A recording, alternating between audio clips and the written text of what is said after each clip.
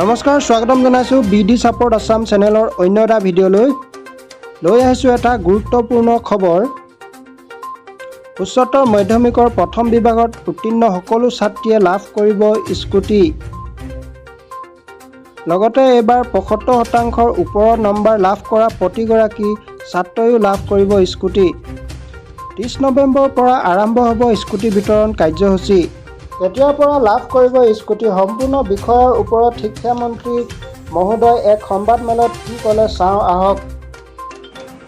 higher secondary পৰীক্ষাত যিসকলে প্ৰথম বিভাগত পাছ কৰে আৰু বিশেষকৈ ছোৱালীসকলক অসম চৰকাৰে স্কুটি প্ৰদান কৰি আহিছে আৰু এইবাৰো প্ৰদান কৰাৰ কাৰণে আগবাঢ়িছে কিন্তু এইবাৰৰ এটা বিশেষ গুৰুত্ব যে ছাত্ৰীসকলৰ ক্ষেত্ৰত যিসকল ছাত্ৰীয়ে প্ৰথম বিভাগত পাছ কৰিছে তেওঁলোকে স্কুটি লাভ কৰিব কিন্তু ছাত্ৰসকলৰ ক্ষেত্ৰত যিসকলে ৭৫% লাভ কৰিছে তেওঁলোকে স্কুটি লাভ কৰিব সৰ্বমুঠ আমাৰ সংখ্যাটো হ'ল ৩৫,৮০০খন স্কুটি অসম চৰকাৰে বিতৰণ কৰিব ৩৫,৮০০ ইয়াৰে ভিতৰত আমাৰ ছাত্ৰীৰ সংখ্যা হ'ল ২৯,৭৪৮ 29,748 আৰু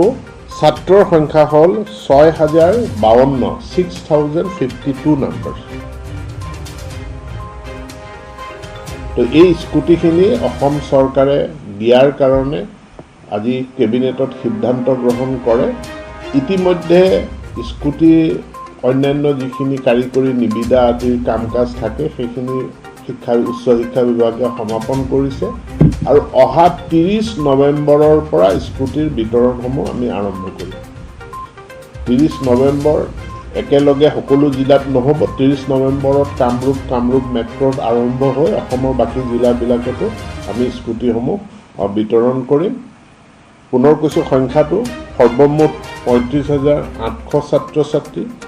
ইয়াৰে ভিতৰত ২৯,৭৪৮ গৰাকী ছাত্ৰী আৰু ৬,০৫২ গৰাকী ছাত্ৰ